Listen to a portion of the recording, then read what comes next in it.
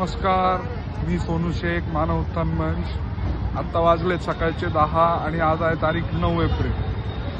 मी पुन्हा एकदा गोदावरीच्या इथेच आलेलो आहे पंचवटीमध्ये. तुम्ही पाणी बघू शकत असाल किती स्वच्छ आणि बिस्लरीच्या पाण्यासारखं स्वच्छ पाणी MPCBच्या नुसार.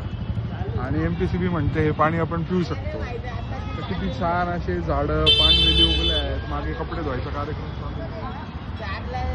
आपण पूर्ण करणार आहोत येत्या 2 वर्षात, म्हणजे 2027 मध्ये.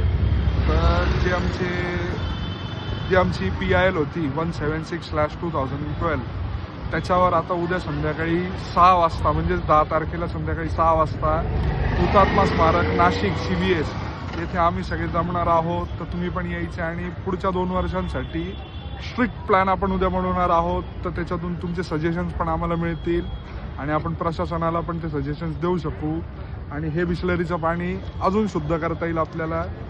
तर सगळ्यांनी या अशी माझ्याकडून एक विनंती. थँक्यू.